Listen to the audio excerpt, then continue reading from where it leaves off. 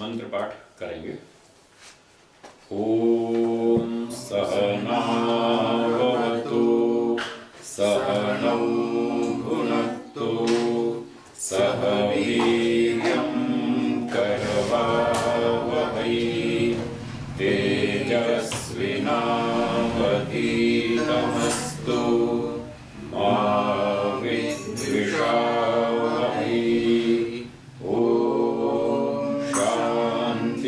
शांति शांति।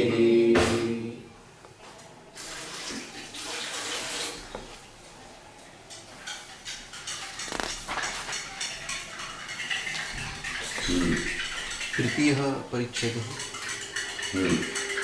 13वां सूत्र चल रहा है। ओम श्री व्यासवाक्य। तो कल बात चल रही थी, कर्माशय का संग्रह मुख्य रूप से एक जन्म में होता है, जिसका फल हमको अगला जन्म मिलेगा। 75-80% एक ही जन्म के कर्म, उसका फल अगला जन्म। और जो संस्कार हैं वो अनेक जन्मों के आते हैं। अनेक भव पूर्व का वासनाश्चय की ताश्च अनादिकालीना। यहाँ तक हुआ पाठ। अब आगे पढ़ेंगे। यस्तु असौ एक भविकः कर्माशयः स नियत विपाकश्च अनियत विपाकश्च।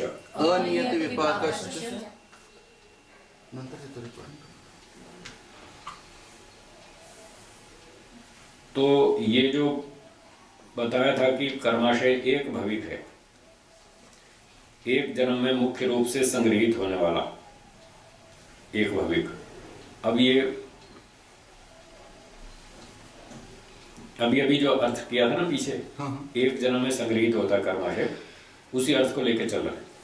मतलब एक जन्म में जो हमने सारे कर्म किए उसका संग्रह हुआ, वो जो सारा संग्रह हुआ 25,000।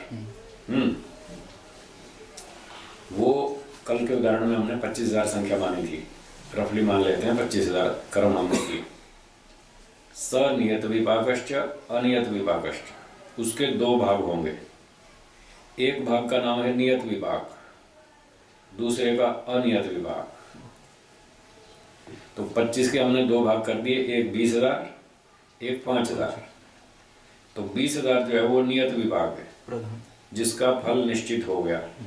मृत्यु के समय ईश्वर ने फल निश्चित कर दिया कि अब इसको ये जन्म देना है। मान लिया मनुष्य का जन्म देना, ऐसा उसने निश्चित कर दिया। तो ये नियत विपाक हो गया कर्माशय। 25,000 में से 20,000 बचा 5,000, वो अनियत विपाक। वो पिछले स्टॉक में जमा होगा, उसका अभी कोई निर्णय नहीं, कोई डिसीजन नहीं, इसको कब कहाँ कैसे क्या फल देना, वो ऐसे स्टॉक में डाल दिया। ये दो भेद हो गए जो हमने पूरे जीवन में 25,000 कर्म किए उसके। तो ये पहले भी बताए थे, प्रधान और उपसर्जन। वही जो 20,000 है वो प्रधान है, जो 5,000 को उपसर्जन है वो गौण है। तो गौण वाला भी फल नहीं दे सकता, उसको पीछे स्टॉक में डाल देंगे, संचित में, संचित कर्म। ठीक, आगे बढ़ेंगे। तत्र अदृष्ट जन्म वेदनीयस्य नियत विपाकस्य एव अयं नियमः न तु अदृष्ट जन्म वेदनीयस्य अनियत विपाकस्य।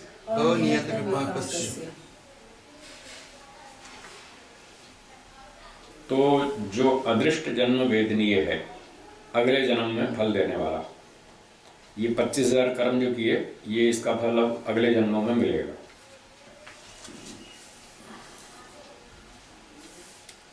तो जो अदृष्ट जन्म वेदनीय है, उसमें जो दो भेद किए, नियत विपाक और अनियत विपाक, तो कहते हैं नियत विपाकस्य एव अयं नियमः। ये नियत विपाक कर्माशय का ये नियम है। मतलब 20,000 का, 20,000 कर्मों का जो फल मिलना है, उसका ये नियम है कि वो एक जन्म को उत्पन्न करेगा। तो अब देखिए यहाँ फिर चलो पढ़ लेते हैं, थोड़ा सा और आगे पढ़ लेते हैं, तब पता चल जाएगा। न तो अदृष्ट जन्म वेदनीयस्य अनियत विपाकस्य।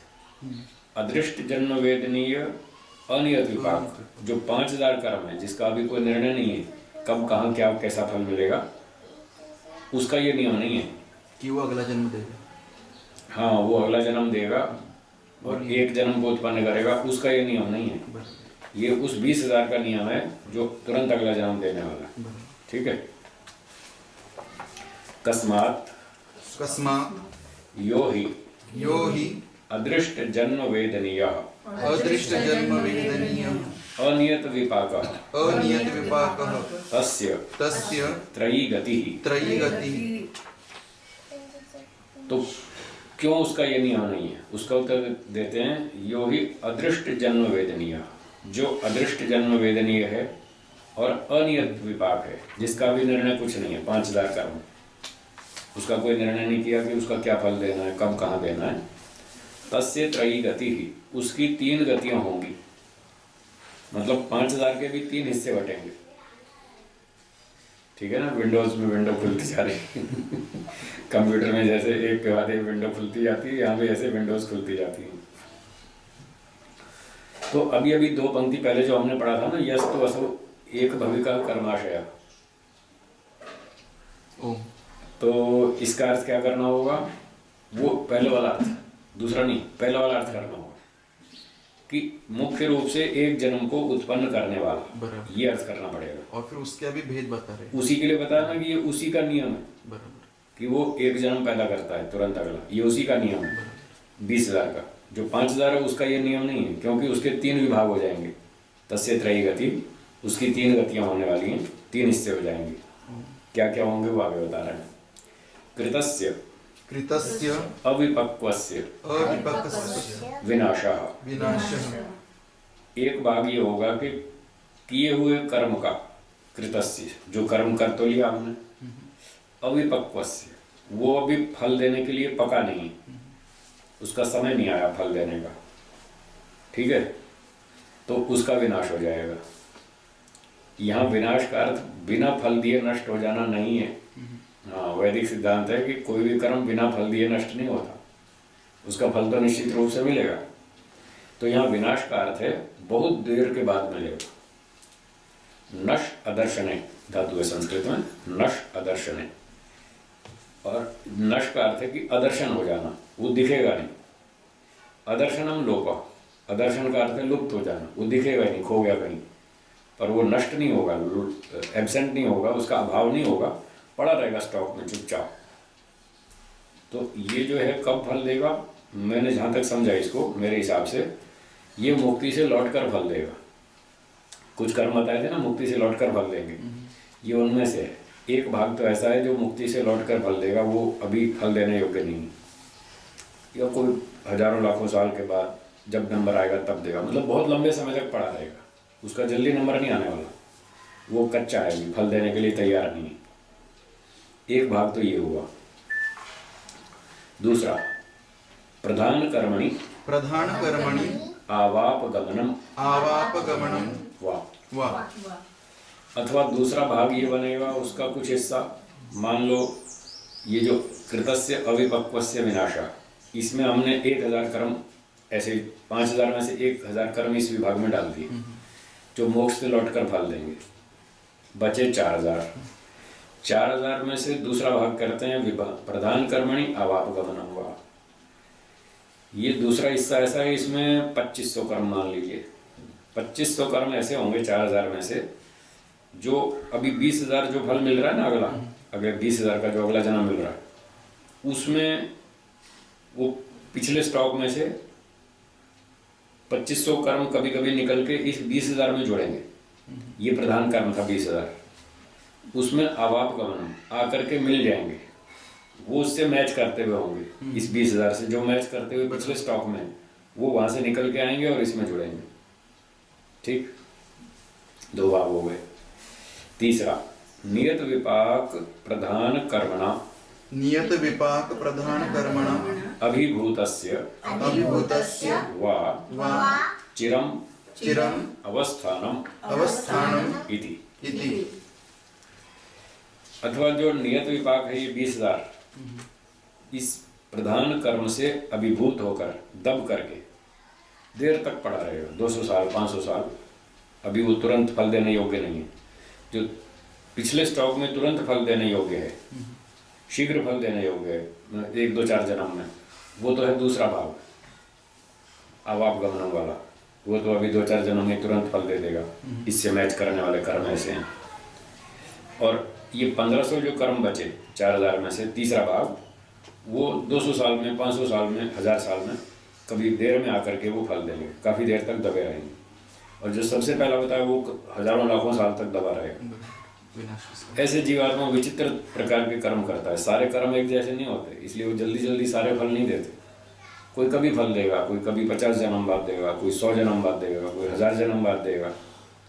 इसलिए उसका अभी कोई निर्धारण नहीं है, उसके फल का कोई डिसीजन नहीं है। इसलिए उसका नाम रखा अनियत विपाक। उसका कोई निश्चय नहीं है, कब कहाँ कैसे क्या फल मिलेगा देखेंगे, बस डाल दो पीछे खाते में, इस तरह से। और कभी कभी हमें अचानक फल मिलते हैं, जैसे न्याय दर्शन में बात हुई थी। तो उसमें फिर ये वाले कर्म आके ना, अचानक फल कैसे? जैसे कुछ सूझ गया मुझे, मैं प्रोग्रामिंग कर रहा हूँ। हाँ। और कभी पता भी नहीं था। ठीक है। और अचानक वो आ गई।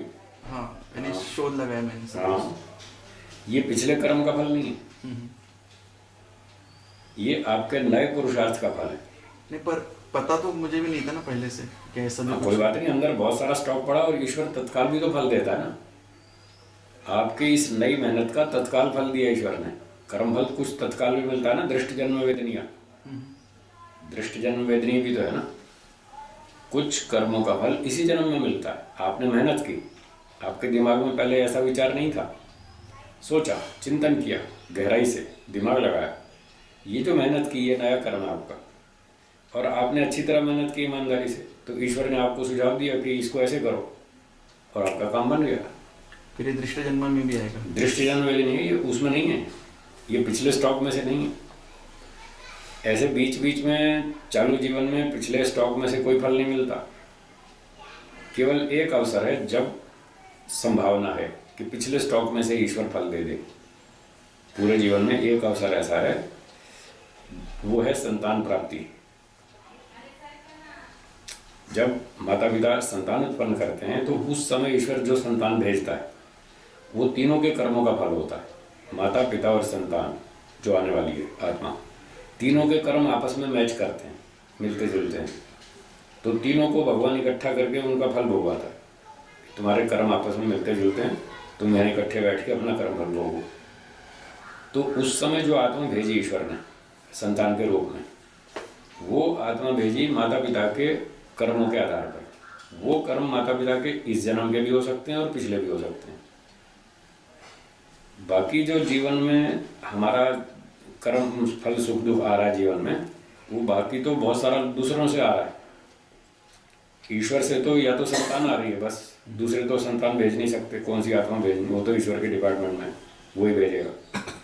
तो ईश्वर जो दे रहा है वो हमारे पिछले कर्मों को जानता है।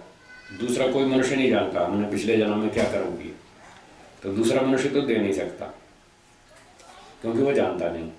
ईश्वर जानता है हमारे इस जन्म के कर्मों को भी और पिछले भी। तो जिसने विवाह से पहले ब्रह्मचर्य का पालन किया, अच्छा नियम संयम से रहा, सदाचारी बन के रहा, ये अच्छे कर्म किए उसने, तो उसको विवाह के बाद संतान जो ईश्वर भेजेगा, अच्छी बढ़िया संस्कारी संतान भेजेगा। क्योंकि इस जन्म में उसने अच्छा संयम से जीवन जिया, नियमों का पालन किया, तो अच्छी संस्कारी आत्मा भेजेगा। और अगर किसी ने ब्रह्मचर्य का पालन ठीक नहीं किया, विवाह से पहले उसका भंग किया, नियम तोड़े, तो फिर उसके इन कर्मों का दंड देना उसको ईश्वर को, तो वो ऐसी खराब सी संतान भेजेगा, आधी अधूरी संस्कार वाली, फिर उसको दंड भोगना पड़ेगा। मैंने जो गलतियां की, अब ऐसी संतान मिली, इसको भोगो, इसको संभालते रहो, दुखी होते रहो, इसको सुधारते रहो, बनाते रहो, पिटते रहो, मार खाते रहो। तो इस समय जो संतान भेज रहा है ईश्वर, ये इस जन्म के कर्मों का फल तो है ही। इसमें हम संभावना कर सकते हैं कि पिछले कर्मों का भी फल दिया हो ईश्वर ने ऐड करके। बस ये एक अवसर दिखता है और कोई अवसर नहीं दिखता। तो यहाँ पे और अपवाद हो सकता है क्या, कि जैसे वो कर्मों को तो मोटे तौर पे तो मैच करे जी, और संस्कारों को अच्छी तरह से मैच करे, चाहे माता पिता के अच्छे संस्कार हो और उस बढ़िया संतान के भी अच्छे संस्कार हो, इसलिए भेजा वहाँ पे। क्योंकि जो संस्कार भी साथ जुड़ेंगे, संस्कार भी साथ जुड़ेंगे, कर्म भी साथ जुड़ेंगे। मुख्य कर्म होंगे, मुख्य होंगे कर्म, क्योंकि जो फल मिलता है वो कर्म का फल मिलता है। संस्कार तो अतिरिक्त लाभ है, वो तो एडिशनल बेनिफिट है। क्योंकि कर्म का लाभ तो सिर्फ 3 ही चीजें हैं, जाति, आयु और भोग। वो तो सामान्य भी हो सकता है जी, और संस्कार विशेष है। हाँ, संस्कार विशेष है, वो एडिशनल है, वो तो अतिरिक्त लाभ है। कर्म करेंगे उसका फल मिलेगा, जाति आयु भोग। अब जो हमें कर्म का फल मिल रहा है उसमें जो भी हमारे संस्कार हैं वो साथ आएंगे। जिसके जैसे भी संस्कार हैं, कई सैकड़ों जन्मों के, वो साथ आएंगे। वो अतिरिक्त बात है। मुख्य फल तो है जाति आयु भोग, वो है कर्मों का फल, संस्कारों का नहीं। तो जितना मैंने समझ आया, मेरी बहुत लंबा चिंतन किया, जितना मुझे समझ में आया उसके अनुसार एक ही अवसर ऐसा दिखता है कि संतान प्राप्ति के समय ईश्वर पुराने किसी कर्म का फल देता हो, बाकी और बीच बीच में नहीं देता। बीच बीच में तो जो आप नया पुरुषार्थ कर रहे हैं उसी का फल मिलता है, वो दृष्ट जन्म वेदनीय माना जाएगा। आप मेहनत कर रहे हैं, रिसर्च कर रहे हैं कि भाई ये सॉफ्टवेयर कैसे बनेगा, इसमें क्या करें, समझ नहीं आ रहा, फिर चिंतन करो, फिर चिंतन करो, फिर चिंतन करो, करते करते करते ये सारी जो मेहनत हो रही है, इसके फल में ईश्वर आपको हुआ दे देगा, इसको ऐसे कर लो, इसको ऐसे करो, तो फिर वो बात बन जाएगी। ऐसे ये दृष्ट जन्म वेदनीय समझना चाहिए जी। तो ये 3 भाग हो गए। तो ये विपाक, जो नियत विपाक प्रधान कर्म है, उसके नीचे दब जाएगा और 2 जन्म, 5 जन्म, 10 जन्म, 20 जन्म के बाद फल देगा। ये तीसरा भाग हो गया। अब इसकी थोड़ी थोड़ी और व्याख्या करते हैं। तत्र कृतस्य अविपक्वस्य नाशो यथा शुक्ल कर्म उदयात् इहैव नाशः कृष्णस्य। तो कहते हैं तत्र, इस संदर्भ में जो पहला पक्ष था, कृतस्य अविपक्वस्य नाशः, किए हुए कर्म का जो नाश है, जो अभी कच्चा है, फल देने के लिए तैयार नहीं है, योग्य नहीं है, तो वो नाश हो जाएगा। तो नाश का अर्थ खोलते आगे, अर्थात शुक्ल कर्म उदयाद इहैव नाशः कृष्णस्य। हमने अच्छे अच्छे कर्म कर लिए, शुक्ल कर्म, शुद्ध कर्म, अच्छे कर्म, उनका उदय होने से इहैव कृष्णस्य नाशः, अभी अभी इसी जन्म में जो बचपन में कुछ गलतियां की थी वो दब गई। आज एक व्यक्ति जाग गया, उसको जागृति आ गई, भाई अच्छे काम करने चाहिए, बचपन में कुछ गलतियां कर ली थी, तो वो अब जब से जागा तब से वो अच्छे अच्छे नए नए कर्म करता जा रहा है, तो वो बचपन वाली गलतियां उसकी दब जाएंगी, वो उसको परेशान नहीं करेंगी। तो एक तरह से वो नष्ट हो गया, अदर्शन हो गया, लोप हो गया, अभी वो कुछ परेशान नहीं करेगा। कभी ना कभी तो देगा दंड, जब भी देगा, पर फिलहाल तो वो रुक गया। इस संदर्भ में किसी वचन को धृत करते हैं, यत्र इदम उक्तम द्वे द्वे ह वै कर्मणि वेदितव्ये पापकस्य एको राशिः पुण्यकृतो अपहन्ति। तो किसी विद्वान का ये वचन उद्धृत किया है, द्वे द्वे ह वै कर्मणि वेदितव्ये, 2 प्रकार के कर्म जानने चाहिए। ऐसा समझना चाहिए कि 2 प्रकार के कर्म होते हैं। पुण्यकृतो एको राशि, ऐसा अन्वय करेंगे। एक पुण्यकृत राशि है, राशि मतलब ढेर, समुदाय। पुण्यकृत कर्मों का एक बंडल है, उसका समुदाय है। वो पापकस्य अपहन्ति, वो पाप वाले कर्म को दबाती है। तो अब ये अर्थ उस पिछले वाक्य से सेट हो रहा है, इहैव नाशः कृष्णस्य, कृष्ण को दबाया था। तो इस वचन में भी यही अर्थ निकलना चाहिए कि पुण्य कर्मों ने कृष्ण कर्मों को, पाप कर्मों को दबा लिया, और वो पाप कर्म अब हमको परेशान नहीं कर रहे, कोई हमको दुख नहीं दे रहे, फल नहीं दे रहे। तो जब 2 तरह के कर्म होते हैं, एक पाप के, एक पुण्य के, तो क्या करना चाहिए? तो आगे बताते हैं, तदिच्छस्व कर्माणि सुकृतानि कर्तुम इहैव ते कर्म कवयो वेदयन्ते। बहुत अच्छा बोलती है भैया। बहुत अच्छा बहुत बढ़िया बोलती है, हमसे भी बढ़िया बहुत बोलिए। शुद्ध बोलती है। तो यहाँ कह रहे हैं कि एक गुरुजी उनको विद्यार्थियों को समझा रहे होंगे, ये बात बता रहे होंगे कि भाई देखो, दो दो प्रकार के कर्म होते हैं, एक अच्छे होते हैं, एक बुरे होते हैं। तो क्या करना चाहिए? अच्छे कर्म बुरे कर्मों को दबा लेते हैं। अब जो कर लिए सो कर लिए, उसका तो हम क्या कर सकते हैं?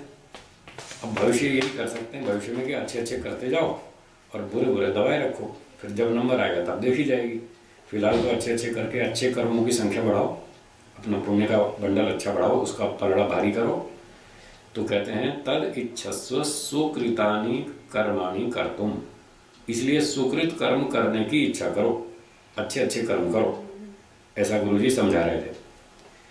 ते कर्म इहैव कवयो वेदयन्ते, कवयो विद्वान लोग, ते तुम्हारे लिए कर्म का ऐसा उपदेश वेदयन्ते बताते हैं। इहैव इस संदर्भ में, कर्म फल के संदर्भ में विद्वान लोग तुम्हारे लिए कर्म का ये संविधान बताते हैं कि अच्छे अच्छे काम करो, बुरे काम मत करो।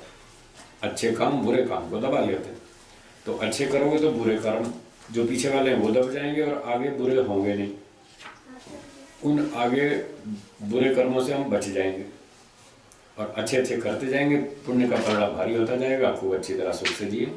इसलिए ऐसा काम करना चाहिए। तो ये वचन उद्धृत करके व्यास जी महाराज ने ये बताया कि एक कर्मों का विभाग ऐसा है जो कृतस्य अविपक्वस्य नाशः, काफी देर तक वो दबा रहता है। ठीक है। अच्छा, आगे चलते हैं। दूसरा विभाग, प्रधान कर्मणि आवापगमनम। तो दूसरा भाग ये बताया था कि जो प्रधान कर्मों में पीछे से स्टॉक में से कुछ आकर के मिल जाते हैं, मिक्स हो जाते हैं और फिर वो अगले जन्म में फल देते हैं। तो पिछले स्टॉक में बहुत सारे कर्म पड़े, इस जन्म में जो हमने 80% 20,000 कर्म किए थे, उससे मिलते जुलते जो पिछले स्टॉक में है वो आकर के इसमें मिलेंगे। इस संदर्भ में वचन उद्धृत करते हैं, यत्र इदम उक्तम स्यात् स्वल्पः संकरः सपरिहारः सप्रत्यवमर्शः कुशलस्य न अपकर्षाय अलम। कहते हैं स्यात् स्वल्पः संकरः, स्वल्पः थोड़ा सा, संकरः मिक्स होना, स्यात् होगा, थोड़ा सा मिश्रण होगा। हम जो बहुत सारे पुण्य कर रहे हैं और पीछे हमारे पाप भी हैं कुछ, मान लो पीछे वाले थोड़े पाप भी इस पुण्य में घुल मिल जाएंगे और हमको फल देंगे। वो कौन से पाप कहाँ जोड़ने हैं वो तो ईश्वर डिसाइड करेगा, वो तो हमारे बस का नहीं समझना। तो ईश्वर जो भी निर्णय करेगा कि भाई इसके बहुत सारे पुण्य हैं, कुछ पिछले पाप भी कर रखे हैं, उनका फल भी इसी जन्म में देना है। मान लो पीछे वाले पाप भी इस जन्म में जोड़ के दे दिए उसने, ठीक है। किसी का कान में थोड़ी सी गड़बड़ कर दी है, बाकी सारा शरीर ठीक है, कान में थोड़ी सी गड़बड़ कर दी, कुछ पाप किया था उसका दंड देना है, कान खराब कर दो इसका आधा, एक भी नहीं आधा। किसी के पाँव में थोड़ा सा टेढ़ापन कर दिया मामूली सा, किसी के 6 की 7 5 की 7 उंगली निकाल दी, थोड़ा सा दंड देना उसका। मान लो ऐसा कर दे पर, तो कहते हैं सपरिहारा, उसका तो हम समाधान कर लेंगे।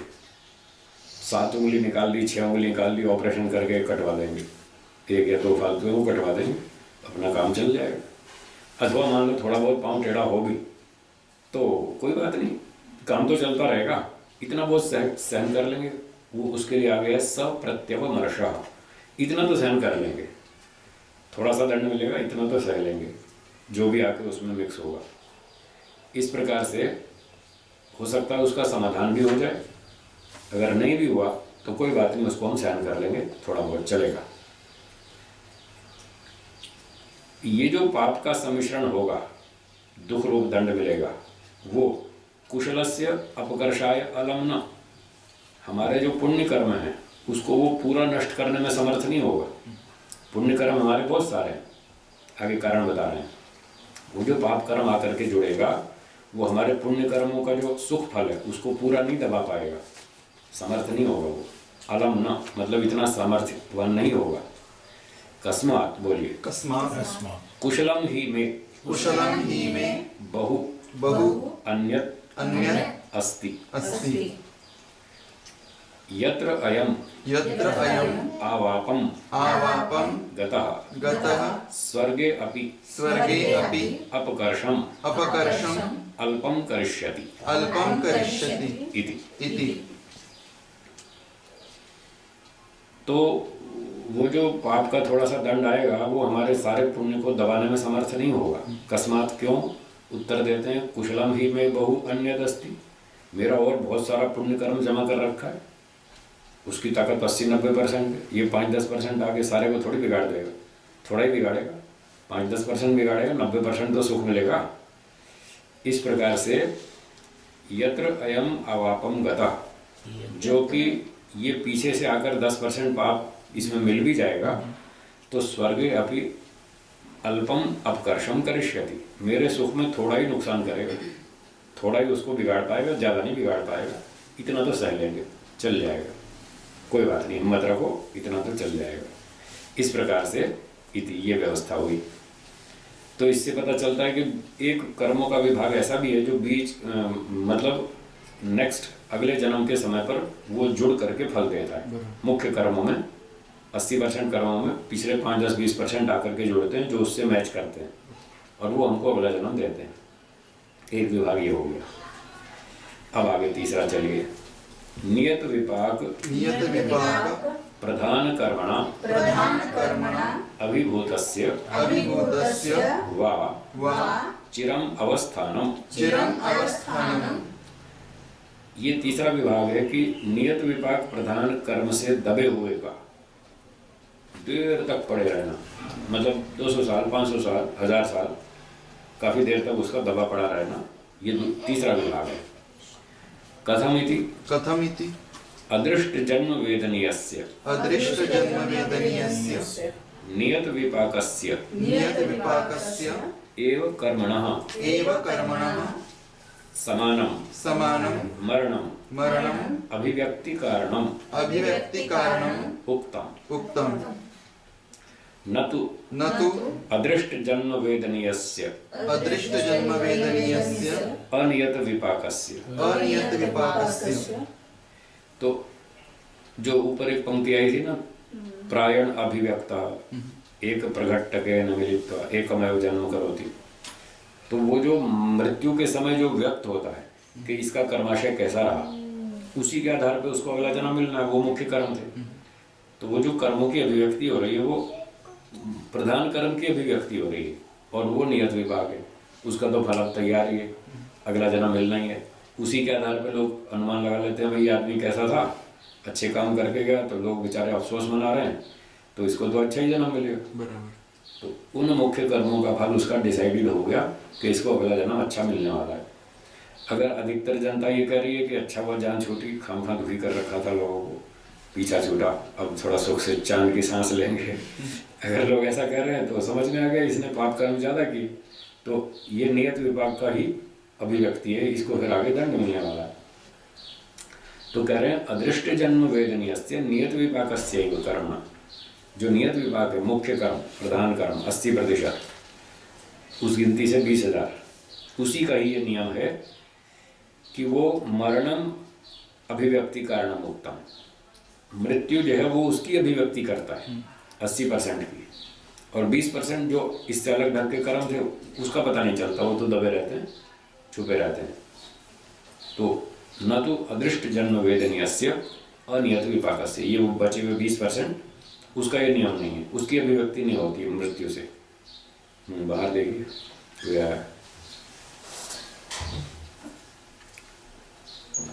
ठीक है। तो ये तीसरा विभाग हो गया, तो ये पड़ा रहेगा बहुत दिनों तक, 200-500 साल, 1000 साल, तब उसके बाद उसका फल मिलेगा। अब आगे पढ़ेंगे। यत्तु यत्तु अदृष्ट जन्म वेदनीयम अदृष्ट जन्म वेदनीयं कर्म कर्म अनियत विपाकम अनियत विपाकं तत् तत् नश्येद नश्येत् आवापम वा आवापं वा गच्छेत गच्छेत् अभिभूतं वा अभिभूतं वा चिरम अपि चिरम् अपि उपासीत उपासीत यावत् समानं यावत् समानं कर्म कर्म अभिव्यंजकम अभिव्यंजकं निमित्तम निमित्तम् अस्य अस्य न विपाकाभिमुखम न विपाकाभिमुखं करोति इति। करोति। ठीक है ना। ये जो 3 भाग किए हमने अनियत विपाक के, अदृष्ट जन्म वेदनीय अनियत विपाक 3 भाग किए ना। तो कह रहे हैं कि वो जो अदृष्ट जन्म वेदनीय है और कर्म अनियत विपाक है, वो 3 में से चाहे जो भी हो, तत् नश्येद वा, चाहे तो बहुत लंबे समय तक दबा रहे, और आवापम वा गच्छेद, अथवा शीघ्र ही आकर के मिल के फल देवे, अथवा अभिभूतम वा चिरम अपि उपासीत, 200-500 साल पड़ा रहे, जैसा भी हो वो तब तक फल नहीं देगा यावत् समानम कर्म अभिव्यंजकम अस्य निमित्तम न विपाकाभिमुखम करोति। जब तक मुख्य कर्म उस तरह के नहीं आएंगे, जो ये 3 भाग वाले कर्म हैं, इनके अनुकूल जब तक मुख्य कर्म नहीं आएंगे तब तक ये पड़े रहेंगे। और जब जब जैसे जैसे मुख्य कर्म आते रहेंगे, उससे जो जो मैच करता होगा वो आकर के फल देता रहेगा। ठीक है ना। इतना तो मोटा मोटा क्लियर। ठीक है। तो जब तक वो मुख्य कर्म आके उसको फल के अभिमुख नहीं करेगा, तब तक वो 3 गतियों में कहीं ना कहीं पड़ा रहेगा। तद विपाकस्यैव तद् विपाकस्यैव देश देश काल काल निमित्त निमित्त अनवधारणात् अनवधारणात् इयं कर्म गति इयं कर्मगतिः विचित्रा विचित्रा दुर्विज्ञान दुर्विज्ञान च इति। च इति। अब ये जो अनियत विपाक के 3 भाग हुए, ये सारा अभी अनिश्चित है। तो यहाँ व्यास जी महाराज कह रहे हैं तद विपाकस्य, वो उसी अनियत विपाक कर्माशय का जो फल है, उसका अभी कोई देश का निर्णय नहीं है। किस देश में जन्म मिलेगा, भारत में, चीन में, जापान में, किस स्थान पर, किस द्वीप में मिलेगा, किस महाद्वीप में मिलेगा, कोई डिसाइडेड नहीं है। किस काल में मिलेगा, 500 साल बाद या 5000 साल बाद, कोई निर्णय नहीं है। और किस निमित्त से मिलेगा, मनुष्य के शरीर में, गधे के शरीर में, पशु के शरीर में, पक्षी के शरीर में, कैसे क्या मिलेगा, वो भी कोई डिसाइडेड नहीं है। इसलिए इसका निश्चय न होने से इयम कर्म गति है विचित्रा, ये कर्मों की जो गति है बहुत विचित्र है। कर्मों का सारा विज्ञान, कर्मफल व्यवस्था बड़ी विचित्र है। दुर्विज्ञाना चाहिए थी, इसको समझना बहुत कठिन है। हमने बहुत जोर लगाया पर समझ में नहीं आई, इसलिए हम भी हाथ ऊंचा कर रहे हैं, भैया नहीं आई समझ में। भगवान की जाने सारी कर्मफल व्यवस्था, हम इतनी समझ पाए कि अच्छे काम करो अगला जन्म अच्छा हो जाएगा, बुरे काम करोगे तो खराब हो जाएगा, सुख चाहिए तो अच्छे काम करो, और दुख चाहिए तो फिर जो मर्जी आए करो। तो दुख कोई चाहता नहीं, इसलिए यही सुझाव है कि अच्छे काम करो, बस भगवान पे भरोसा करो, वो न्यायकारी है, आपके कर्मफल खा नहीं जाएगा। आप अच्छा करोगे तो ज़रूर देगा, और बुरा करोगे तो माफ़ नहीं करेगा। बस इतना मोटी मोटी 2 बात सीख लो, समझ लो, बेड़ा पार हो जाएगा। तो इतना ही समझ लें पर्याप्त है। बाकी सारा समझना हमारे बस का नहीं है, हम नहीं समझ पाएंगे, कोई भी नहीं समझ पाएगा, केवल ईश्वर ही समझता है इसको। हाँ बोलिए। यहाँ एक ऐसा अर्थ कर सकते हैं कि जो प्रधान कर्म है नियत कर्म विपाक, वो तो जाते ही वो त्रिविध फल तो देगा ही देगा। अब बचा वो अनियत विपाक, तो ये हेतु दे रहे देश काल निमित्त अनवधारणा। तो देश काल निमित्त अनवधारणा, इसको तीनों को मिला के जो भोग है उस पे घटाएगा से। नहीं, ये अनियत विपाक के जो 3 भाग किए थे ना, हाँ, ये सबके लिए कह रहे हैं। केवल नियत विपाक कर्माशय 20,000, जिसका फल अभी तुरंत मिलने वाला है, वो तो हमको भी समझ में आ रहा है। जनता कह रही है बहुत अच्छा आदमी था, तो मतलब अगला जन्म अच्छा होगा, समझ में आ गया।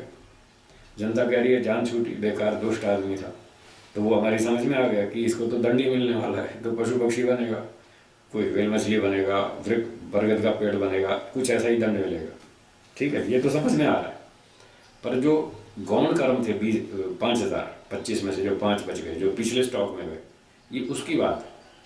उसका पता नहीं चलेगा, पता नहीं कब कहाँ फल मिलेगा, अच्छा बुरा जो भी होगा वो ईश्वर ही जाने, वो हम नहीं समझ सकते। बहुत कठिन है इसको समझना, हमारी योग्यता नहीं है, बुद्धि नहीं है। करोड़ों प्रकार के कर्म हैं, करोड़ों, और लाखों प्रकार के उनके फल हैं, क्योंकि सिद्धांत ये बनाया था कि बहुत सारे कर्मों का एक जन्म। अब हम बचपन से सुनते आ रहे हैं कि आपने भी सुना, हमने भी सुना, 84 लाख योनियां हैं, सुन रहे हैं, तो 84 लाख तो जन्म हो गए, और अनेक कर्मों से एक जन्म हो रहा है। तो आप कर्म की गिनती कर रहे हो, 84 लाख तो जन्म ही, तो करोड़ों में जाएंगे कर्म। तो करोड़ों प्रकार के कर्म हम कहाँ तक समझें, हमारी बुद्धि काम नहीं करती।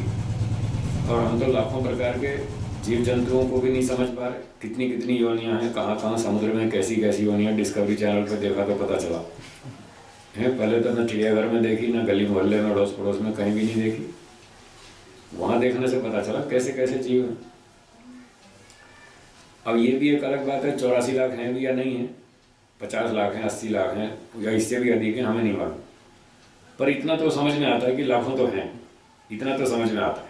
वो 20 लाख हो, 50 लाख हो, 80 लाख हो, जितनी भी हो, तो इसलिए हम नहीं समझ पाते, हमारी योग्यता नहीं है, बुद्धि नहीं है, क्षमता नहीं है। इसलिए व्यास जी ने भी कह दिया, हमारी भी समझ में नहीं आया, वो भगवान जाने, इसको समझना बहुत कठिन है। और सारी जो हम समझ नहीं सकते, तो उसके लिए ज़्यादा जोर लगाने की ज़रूरत भी नहीं है। अब नदी में तो बहुत सारा पानी है, क्या हम सारा पी लेंगे? नहीं पी सकते। तो कितना पिएंगे? 2 गिलास, जितनी ज़रूरत है उतना पी लेंगे, बाकी छोड़ देंगे। जितने से अपना काम चल जाए उतना हम लाभ ले लेंगे, बाकी छोड़ देंगे। इसी तरह से कर्म फल को मोटा मोटा 5-7 नियम जान लेंगे, इतने में हमारा काम चल जाएगा। सारा नहीं जान सकते, छोड़ दो, उसकी कोई ज़रूरत नहीं, कोई आवश्यकता नहीं। तो ये मोटा मोटा बता ही दिया। कुछ कर्मों का फल इस जन्म में, कुछ कर्मों का फल अगले जन्म में, कुछ कर्मों का फल केवल आयु, कुछ का केवल भोग, और कुछ का दोनों। और जो अगले जन्म में मिलेगा उसके 3 फल, जाति आयु भोग। तो मुख्य सिद्धांत है जाति आयु भोग। बस अंतिम वाक्य और पढ़ लेते हैं, भाष्य पूरा हो जाएगा। न च उत्सर्गस्य अपवादात् निवृत्ति इति एक भविकः कर्माशयो अनुज्ञायते इति।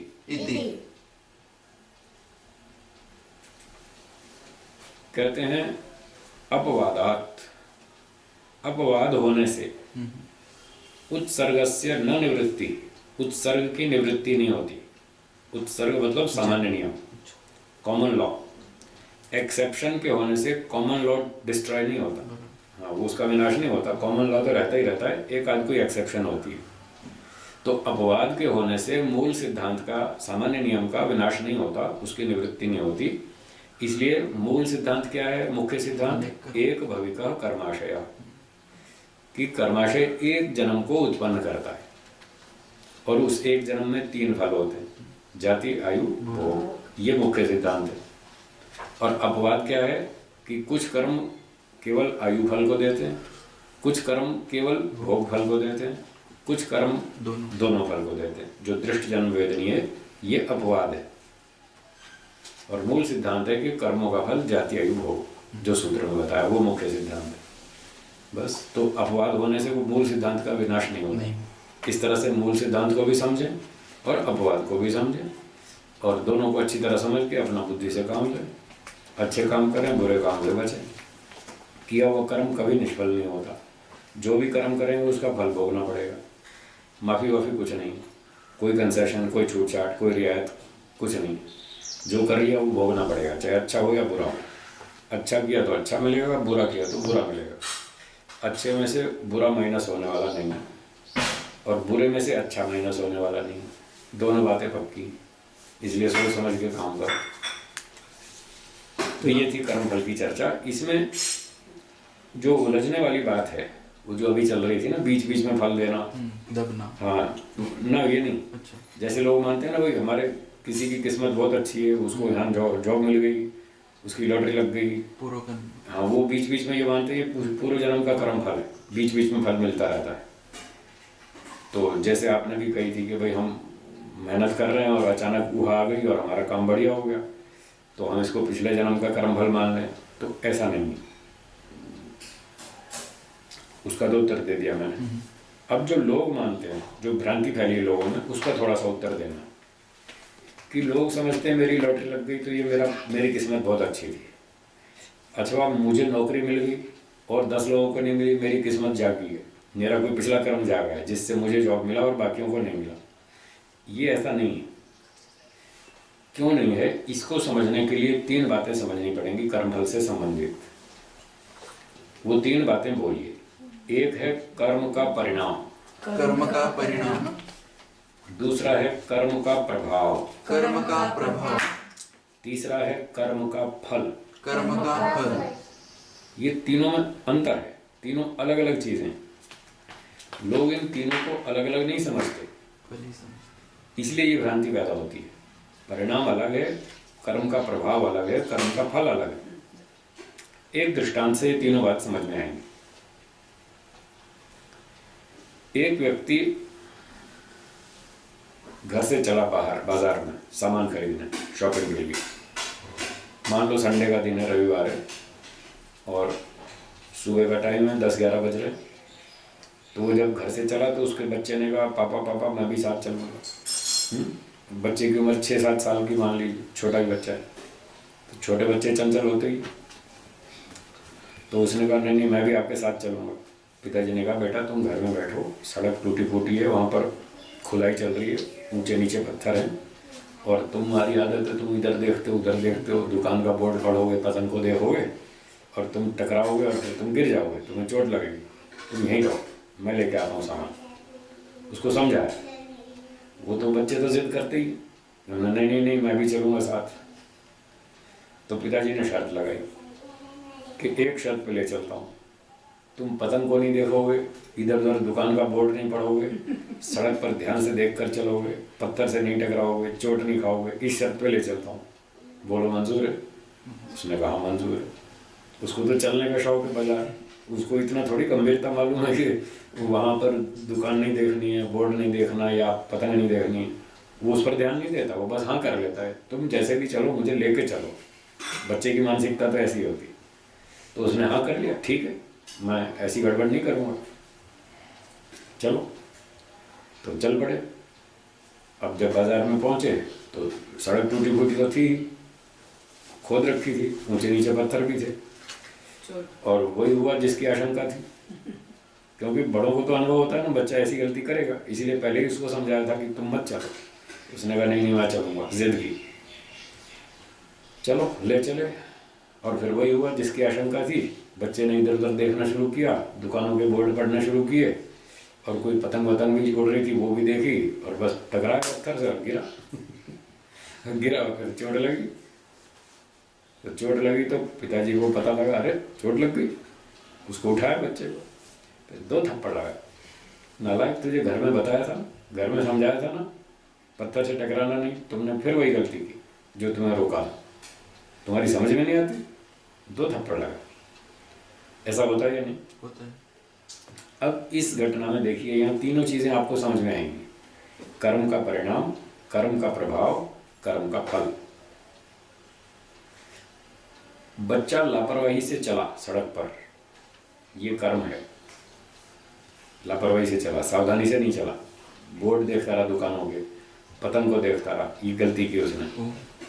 अब इस गलती का परिणाम क्या हुआ? पत्थर से टकराया और गिर गया, थोड़ी चोट चाट भी लगी।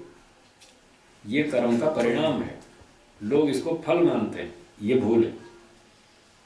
ये फल नहीं है, ये तो कर्म का परिणाम है। कर्म क्या है? क्रिया, एक्शन। जो क्रिया है, एक्शन है, उसका नाम है कर्म। और साइंस में ये सिद्धांत है कि एक्शन का रिएक्शन होता है, उसका ईच एंड अपोजिट रिएक्शन होता है। कोई भी क्रिया करेंगे उसकी प्रतिक्रिया जरूर होगी। तो क्रिया की जो निकटतम प्रतिक्रिया है, नियरेस्ट रिएक्शन है एक्शन का, उसका नाम है कर्म का परिणाम। अब बच्चा जब चला लापरवाही से, पत्थर से टकराया, ये तो कर्म हुआ, और इसका रिएक्शन क्या हुआ? गिर पड़ा। टकराएगा तो गिरेगा, ये उसका परिणाम था, उसका रिएक्शन था, ये फल नहीं था। अब जब बच्चा गिर पड़ा तो पिताजी को पता चला, अरे बच्चा गिर गया, तो मन में गुस्सा भी आया, दुख भी हुआ कि बच्चे को चोट लगी है, और वो नहीं चाहते थे, वही काम हुआ। उससे उनको थोड़ा अफसोस हुआ, कष्ट भी हुआ मन में कि ये फिर लगी चोट, मैं नहीं चाहता था कि बच्चे को चोट लगे।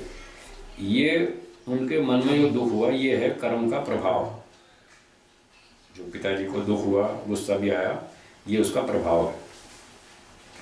अब फिर उसको खड़ा किया और लगाए 2 थप्पड़, ये है फल, जो दंड मिला, ये है कर्म का फल। कि तुमने पहले समझाया था, तुमने फिर गलती की, अब दंड भोगो। 2 थप्पड़ लगाए, अब दिमाग ठीक होगा, हाँ अब ठीक चलूंगा, अब ध्यान से चलूंगा, अब सही हो गया उसका दिमाग बच्चे का। तो ये कर्म का फल है। तो फल अलग हुआ, परिणाम अलग हुआ। इस तरह से इनको अलग अलग समझना चाहिए। तो समझने के लिए क्या परिभाषा बनाएंगे? जो क्रिया है उसका नाम है कर्म, ये परिभाषा है। जब परिभाषा पकड़ के चलेंगे तो आपको 50 समस्याएं हल हो जाएंगी। आप सब जगह उस परिभाषा को लागू कर सकते हैं और आपकी सारे संशय भ्रांतियां दूर होते जाएंगी।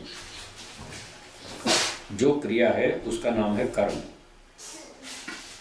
क्रिया की निकटतम प्रतिक्रिया वो है कर्म का परिणाम। और उस घटना को, क्रिया को, कर्म को जानकर, जानने वाले व्यक्ति के मन में जो भी सुख दुख होता है उसका नाम है प्रभाव। अब प्रभाव की शर्त यह है कि यदि उस घटना को जानेगा, उसकी सूचना मिलेगी, तब तो प्रभाव पड़ेगा। यदि सूचना नहीं मिली तो प्रभाव नहीं पड़ेगा। उस घटना की जानकारी नहीं हुई, यदि उस कर्म की जानकारी नहीं हुई किसी को, तो प्रभाव नहीं पड़ेगा। जैसे इसी उदाहरण में लेते हैं, बच्चा जब सड़क पे गिरा, तो उसकी जानकारी पिता को तो हो गई, उसकी माँ को नहीं हुई। माँ तो घर में थी, उसको तो पता नहीं कि बच्चा सड़क पे गिर गया, माँ को कोई असर नहीं होगा, कोई प्रभाव नहीं पड़ेगा। और पिता को पता चल गया, उसको प्रभाव पड़ेगा, वो दुखी होगा, क्रोध भी आएगा, दुखी भी होगा। तो ये प्रभाव की शर्त है। सूचना मिली तो प्रभाव होगा, नहीं मिली तो नहीं होगा। और इसका एक और बात भी है, कभी कभी इसका प्रभाव उल्टा भी होता है। बच्चा गिरा, उसके पिता को पता चला, तो उसका पिता दुखी हुआ, क्योंकि उसको अपने बच्चे से राग है, प्रेम है, इस कारण से पिता को दुख हुआ। और कल्पना कीजिए, उस बच्चे का एक पड़ोसी बच्चा था, वो दुश्मन था उसका। पड़ोसी उसका एक बच्चा था दूसरा, वो दुश्मन था। उसको पता चला कि मेरा दुश्मन जो है वो गिरा सड़क पर, उसको चोट लगी, उसको मजा आएगा, वो खुश हो जाएगा, बहुत अच्छा हुआ इसके चोट लगी। उसको ये सूचना मिली तो वो खुश हो जाएगा। ये भी प्रभाव है। तो ये भी प्रभाव तब पड़ेगा जब उसको सूचना मिलेगी, उसके शत्रु बच्चे को सूचना मिलेगी तो प्रभाव पड़ेगा। सूचना नहीं मिली तो नहीं पड़ेगा। माँ को सूचना मिली तो उसको कष्ट होगा, नहीं मिली तो नहीं होगा, प्रभाव नहीं पड़ेगा। तो ये सूचना मिलने पर कंडीशन है, तब पड़ेगा प्रभाव। और जो फल है उसका नियम ये है कि फल जो है वो कर्म के अनुसार ही मिलेगा। जितना कर्म उसी हिसाब से फल। अच्छा कर्म है तो अच्छा फल, बुरा कर्म है तो बुरा फल। लापरवाही से चला, ये बुरा कर्म है, गलती की तो दंड मिला। और बच्चे ने अच्छी पढ़ाई की तो उसको इनाम मिला, उसको घड़ी दे दी, लो बेटा तुम घड़ी रखो, घड़ी का लाभ उठाना। अच्छा काम किया तो अच्छा इनाम मिला, गलती की तो दंड मिला। ये फल है। फल में भी ये ध्यान रखना है कि कर्म की मात्रा के अनुसार फल की मात्रा होनी चाहिए। गलती की 10 रुपए की, दंड दिया 20 रुपए, तो अब ये गड़बड़ है, अब ये पूरा फल नहीं है। 10 रुपए की गलती का 10 रुपए तक का दंड तो ठीक है, ये कर्म का फल है। और 10 का ऊपर फालतू दिया दंड, ये अन्याय है। अब 10 रुपए का तो फल है, 10 रुपए का अन्याय है, ऐसा समझना चाहिए, तब ठीक व्यवस्था समझ में आएगी। क्योंकि न्याय कहता है जितना कर्म है उसी हिसाब से फल मिलना चाहिए। 1 महीना नौकरी की तो 1 महीने का वेतन मिलना चाहिए, 2 साल का थोड़ी मिलेगा। जितना कर्म उतना फल। 2 साल काम करो 2 साल का वेतन मिलेगा, 20 साल काम करो 20 साल का वेतन मिलेगा। जितना कर्म उतना फल, ये न्याय है। तो गलती 10 रुपये की है तो दंड भी 10 रुपये का ही मिलना चाहिए। तो 10 रुपये की गलती पर यदि 15 रुपये का दंड दिया या 20 रुपये का दंड दिया तो फालतू जितना दिया वो अन्याय है। दूसरी बात, गलती की 10 रुपये की और दंड दिया 5 रुपये का, वो भी अन्याय है। कम दिया दंड और देना चाहिए, तो वो कम दिया वो भी अन्याय है, अधिक दिया वो भी अन्याय है, और माफ़ी कर दिया दंड दिया ही नहीं वो भी अन्याय है। तो न्याय तो वही है, जितना कर्म उतना फल, और जैसा कर्म वैसा फल, ऐसे मिलना चाहिए। ये 2 बच्चे इकट्ठे हो गए ना, अब ये शोर करेंगे, इनको अलग करो, ये पे पढ़ना नहीं देंगे। देखना बढ़िया, कोई बात नहीं, जोड़ लेंगे। हाँ जी बोलिए। कर्म का फल कर्म करने वाले को ही मिलेगा। कर्म का फल कर्म करने वाले को ही मिलेगा, दूसरे को नहीं, ये न्याय है। परीक्षा मैं दूंगा तो आपको नंबर नहीं मिलेंगे, हाँ मुझे मिलना चाहिए। आप परीक्षा देंगे तो आपको फल मिलेगा, मुझे क्यों मिलेगा? जी बोलिए। समझो आपके जो उदाहरण आपने दिया उसमें बच्चे की माँ भी थी साथ में, हाँ, और ये जो आपने बताया कि पिताजी ने बच्चे को थप्पड़ लगाया, थप्पड़ लगाया, हाँ, उसमें पिताजी ने अगर साथ में माँ थी और माँ को बोला तुझे बताया था इसको लेके मत आ, और उसको भी डांटा, तो माँ को जो मिला वो क्या है? तो माँ को पहले बताया था क्या पिताजी ने? अगर बताया था कि तुम बच्चे को साथ में मत ले चलो और फिर भी माँ लेकर चली तो माँ की भी गलती है, तो माँ को भी डांट पड़ेगी। उसकी गलती का दंड माँ को मिलेगा, बच्चे की गलती का दंड बच्चे को मिलेगा, दोनों ने गलती की, दोनों को दंड मिलेगा। समझो नहीं बताया पर फिर भी माँ को डांट पड़ती है, फिर तो डांट माँ नहीं को जो पड़ती मिला उसको ना, फिर डांट नहीं सकते, फिर डांटने का अधिकार नहीं है, क्योंकि पहले उसको सूचना दी नहीं गई, तो माँ की कोई गलती नहीं है। जब माँ की गलती नहीं है तो उसको डांट नहीं सकते, वो फिर अन्याय है। बिना कर्म के दंड देना ये तो अन्याय है। तो न्याय वही है, जो कर्म का फल है वो न्याय है, जो न्याय से मिले वो कर्म का फल। गलती हो तो दंड दे सकते हैं, नहीं तो नहीं। बिना गलती के दंड नहीं दे सकते, थोड़ी गलती का अधिक दंड नहीं दे सकते, गलती करने पर माफ नहीं कर सकते, ये सारा न्याय है। ऐसे चलना चाहिए। अब एक सेठ के यहाँ किसी चोर ने चोरी कर ली, लोग क्या कहते हैं, साहब सेठ का कोई पिछले जन्म का कर्म फल है। सारी दुनिया में यही भ्रांति फैली, सभी यही मानते हैं कि साहब इसका पिछला कर्म का फल है, तो ये कर्म फल नहीं है। क्यों नहीं है? क्योंकि यहाँ कर्म फल के नियम लागू नहीं होते। कर्म फल के नियम क्या है? अच्छे कर्म का अच्छा फल, बुरे कर्म का बुरा फल, और मात्रा के हिसाब से फल। और एक नियम है, अधिकारी, क्या कर्म को जाने बिना ठीक ठीक फल दिया जा सकता है? नहीं, है जी? नहीं दे सकते। तो एक नियम यह है कि फल देने के लिए पहले कर्म की जानकारी ठीक ठीक होनी चाहिए। किसने क्या, कब, कहाँ, कितना, क्या कर्म किया, वो पूरी जानकारी होनी चाहिए, तब ठीक से न्याय हो पाएगा। तो एक नियम यह है कि कर्म को जाने बिना फल नहीं दिया जा सकता। एक दूसरा नियम यह है कि कर्म तो जान लिया और फल का पता नहीं, कितना फल दे, तो भी न्याय नहीं हो पाएगा। तो न्याय करने के लिए फल का भी पता हो, कर्म का भी पता हो, ये 2 नियम हो गए। कर्म का पता हो एक नियम, फल का ठीक ठीक पता हो, कितने कर्म का क्या और कितना फल दिया जाए।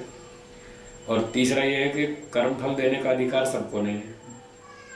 योग्य व्यक्ति को है, न्यायाधीश को है, जो हमने अधिकार दे रखा है जिसको, वो फल देगा। हाँ, सड़क पर चलने वाला आदमी थोड़ी फल देगा, उसको अधिकार नहीं है कि वो ऐसे गलतियों का दंड देना शुरू कर दे। ये तीसरा नियम है, अधिकारी व्यक्ति ही फल देगा, सब लोग नहीं देंगे। तो इन 3 नियमों को वहां लागू करेंगे। चोर ने सेठ के यहाँ चोरी की, 4 लाख रुपए की संपत्ति ले गए चुरा के। लोग कहते हैं जी पिछले जन्म का कर्म फल है। हम पूछते हैं ये फल किसने दिया? चोर ने। क्या चोर को मालूम है सेठ ने पिछले जन्म में कौन सा पाप किया था? चोर को मालूम है? बोलिए हाँ या ना। नहीं मालूम, तो पहला नियम फेल हो गया। चोर को पता ही नहीं मैं किस कर्म का फल देने आया, उसको कर्म का ही पता नहीं। और जब कर्म का ही पता नहीं तो फल कैसे डिसाइड करेगा? 3 लाख की चोरी करूँ या 4 लाख की करूँ या 5 लाख की करूँ या साथ में एक हाथ भी तोड़ूँ, हैं, चोरी भी करो हाथ भी तोड़ो, जैसे जेल भी होती है और फाइन भी होता है, 2-2 सजा होती है ना अपराध की, तो वो फल का भी निर्णय नहीं कर पाएगा, दूसरा नियम भी फेल। और तीसरा, क्या चोर को अधिकार है सेठ के पिछले जन्म के कर्म फल देने का? है? तो फिर कहाँ हुआ कर्म फल? तीनों नियम फेल हो गए। इसलिए ये कर्म फल नहीं है, तो फिर क्या है? ये कर्म का परिणाम है। इसलिए मैंने 3 बात स्पष्ट की आपके सामने, परिणाम अलग चीज है, फल अलग चीज है। चोर ने नया कर्म किया अपनी मर्जी से, अपनी स्वतंत्रता से, अपनी स्वतंत्रता का दुरुपयोग करके उसने सेठ के यहाँ माल चोरी कर लिया, ये उसका नया कर्म। और इस नए कर्म का परिणाम ये हो गया सेठ को 4 लाख का नुकसान हो गया, उसका माल गायब हो गया, ये उसका परिणाम है। सेठ को तो परिणाम भुगतना पड़ा, कर्म किसने किया? चोर ने, परिणाम भुगतना पड़ा सेठ को। ऐसा रोज होता है, सबके साथ होता है। बस वाला गलत चलाता है गाड़ी और ठोक देता है और यात्रियों को नुकसान उठाना पड़ता है। कर्म तो ड्राइवर करता है और परिणाम दूसरे भोगते हैं। ट्रक वाला शराब पी के गाड़ी चलाता है और 2 व्हीलर वाले को मार देता है। अब कर्म करता है ट्रक ड्राइवर और उसका परिणाम भोगता है वो 2 व्हीलर वाला। ये तो परिणाम है, ये फल नहीं है। बोलिए। तो जो परिणाम है वो भी बाद में हो सकता है क्या? परिणाम तत्काल होगा। अगर चोरी की उसने पर पता नहीं चला, हाँ, तो प्रभाव नहीं होगा, परिणाम तो हो गया। चोरी की, माल तो गायब हो गया, परिणाम है माल एब्सेंट हो जाएगा, वहां से गायब हो जाएगा, ये परिणाम है। सेठ को पता नहीं चला, 2 महीने बाद पता चला, वो विदेश गया हुआ था, जब लौट के आया तब पता चला मेरे घर में 2 महीना पहले चोरी हुई। जब पता चलेगा तब प्रभाव पड़ेगा। परिणाम तो उसी समय हो गया, माल तो गायब हो ही गया 2 महीना पहले ही जब चोरी हुई। परिणाम तत्काल होगा, प्रभाव तब होगा जब सूचना मिलेगी। जब तक सूचना नहीं मिली प्रभाव नहीं होगा। तो सुखी दुखी होना प्रभाव है, ये प्रभाव है, परिणाम वो नहीं है। ये प्रभाव है, सुखी दुखी होना। और कभी कभी किसी घटना से हमको जो जानकारी होती है उससे हमको कुछ नसीहत भी मिलती है, शिक्षा भी मिलती है, वो भी प्रभाव है। जैसे बच्चे ने थप्पड़ खाया तो उसको अकल आई कि अब ऐसी गलती नहीं करूँगा, ये इसका प्रभाव है। ये दंड का प्रभाव है कि मैंने गलती की, मुझे दंड मिला। अब ये दंड भोगने का जो प्रभाव है वो ये है कि अब आगे गलती नहीं करूँगा, अब मैं कान पकड़ता हूँ, अब गलती नहीं करूँगा, ये प्रभाव है। और यही दंड की सूचना सब बच्चों को दी गई, स्कूल में पढ़ने वाले 500 बच्चों को सबको बताया गया कि अमुक दिन उस बच्चे को 2 थप्पड़ लगे। क्यों लगे? क्योंकि वो लापरवाही से चला था सड़क पे और वो गिरा था और उसके पिताजी ने 2 थप्पड़ लगा के दंड दिया। और आगे तुम लोग भी ऐसा करोगे तो तुमको भी सबको 2-2 थप्पड़ पड़ेंगे, जो भी गलती करेगा। तो सबको सूचना दी, तो उन सबको शिक्षा मिलेगी कि हाँ हमको ऐसा दंड नहीं भोगना है, तो हम ठीक से चलेंगे। तो ये सारा प्रभाव है। इसलिए महर्षि मनु ने कहा कि अपराधी को दंड देना हो तो सबके सामने दो, खुले चौराहे पर दो, स्टेडियम में दो, उसका लाइव टेलीकास्ट करो। ये तो मैं कह रहा हूँ लाइव टेलीकास्ट करो, वो उन्होंने लिखा कि सबके सामने दो। तो आजकल की भाषा में दिल्ली के जवाहरलाल नेहरू स्टेडियम में अपराधियों को दंड देना चाहिए और 75,000 आदमी वहाँ बिठा के उनके सबके सामने उनको आंख से दिखाना चाहिए, देखो अपराधियों के दोनों हाथ कटते हैं चोरों। इन्होंने 5 करोड़ खाया, इन्होंने 50 करोड़ खाया, इन्होंने 200 करोड़ खाया, इनके दोनों हाथ कट रहे हैं। सबके सामने काटो तो सबको दे और उसका लाइव टेलीकास्ट करो, पूरे देश भर में दिखाओ, देखो फटाफट लोग सुधर जाएंगे। ये इसका प्रभाव पड़ेगा। तो सूचना मिलने पर प्रभाव पड़ेगा। घटना की सूचना मिलेगी तो उसका प्रभाव पड़ेगा, दंड की सूचना मिलेगी तो उसका प्रभाव पड़ेगा। आज देश में सुधार क्यों नहीं है? दंड व्यवस्था फेल, दंड की सूचना नहीं है, घटनाओं की सूचना तो है। आप अखबार उठा के देखो, रोज लिखा है वहाँ चोरी हुई, वहाँ डकैती हुई, वहाँ बैंक डकैती, यहाँ इतना गैंग वार हुआ, यहाँ इतना लूटमार हुई, यहाँ इतना सामान लूट के ले गए, सोने चांदी की दुकान लूट ली। घटनाओं की सूचना बहुत है, फिर उसका दंड क्या मिला वो तो बताओ। दंड कोई नहीं बताता, दंड की बात नहीं करते। अगर रोज दंड लिखना शुरू कर दो ना कि भाई उसने बैंक डकैती की, उस 3 आदमियों को फांसी है, उसने यहाँ गैंग वार किया, वहाँ 5 आदमियों को फांसी, वहाँ सड़क पे गोली से उड़ा दिया गया, वहाँ मैदान में चौराहे पर उसको गोली मार दी, ये सरकार ने दंड दिया। ऐसे दंड लिखते जाओ फटाफट अखबार में, फटाफट लोग सुधर जाएंगे। वही सिद्धांत है, दंड के बिना कोई सुधरता नहीं। अब दंड है नहीं, ना दंड की सूचना है, तो फिर लोग सुधरते नहीं। तो ये सारा प्रभाव के अंतर्गत है। सूचना मिलने पर उसकी जो प्रतिक्रिया होगी हमारे मन पर कि हम आगे ऐसी गलतियां नहीं करेंगे, ये है सारा प्रभाव। तो घटना की जानकारी मिली तो उसका प्रभाव पड़ेगा, उसके दंड की जानकारी मिली तो उसका प्रभाव पड़ेगा, इनाम की जानकारी मिली तो उसका प्रभाव पड़ेगा।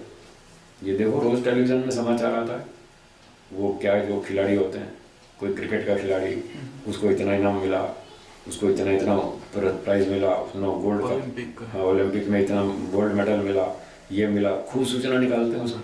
तो दूसरों को भी जोश आता है। देखो जब क्रिकेट मैच चलते हैं तो पूरे देश भर में किसी भी गार्डन में जाओ, पार्क में जाओ, सब क्रिकेट लेके लगे हैं। सारे खिलाड़ी सचिन बनेंगे, सारे विद्यार्थी सब सचिन मानते हैं अपने आप को कि आज हम भी सचिन हैं, खूब खेलते हैं। तो ये सारा प्रभाव है उसका। जिस क्षेत्र में पैसा मिलता है उसकी सूचना देश की जनता को मिलती है, तो सब लोग उस ओर प्रभावित होते हैं कि अच्छा इस फील्ड में पैसा मिलता है, हम भी यही काम करेंगे। मेडिकल में डॉक्टर को पैसा मिलता है तो फिर सब कहें हम डॉक्टर बनेंगे, इंजीनियर को पैसा मिलता है तो हम इंजीनियर बनेंगे, उसका प्रभाव पड़ता है। तो इस प्रकार से ये सारा प्रभाव के अंतर्गत है। जी बोलिए। तो ये प्रभाव और मनुष्यों के संस्कार, इनमें क्या तालमेल है? क्योंकि अच्छी भी बातें बताई जाती है जी, तो भी प्रभाव नहीं पड़ता उन पे। हाँ, तो अब हमने अच्छी बात सिखाई और बच्चे पे प्रभाव नहीं पड़ा। हमने जो सिखाया उसकी शक्ति कम है और जो पिछले संस्कार हैं उसकी शक्ति अधिक है। उन दोनों की होती है टक्कर, उनकी टक्कर होती है। तो जो बलवान होगा वो जीत जाएगा। आपने अच्छी शिक्षा दी, उसकी शक्ति कम है और पिछले संस्कार बच्चे के खराब हैं, पूर्व जन्मों के, तो आपका जो प्रशिक्षण है उसकी शक्ति कम होने से वो बेकार जाएगा।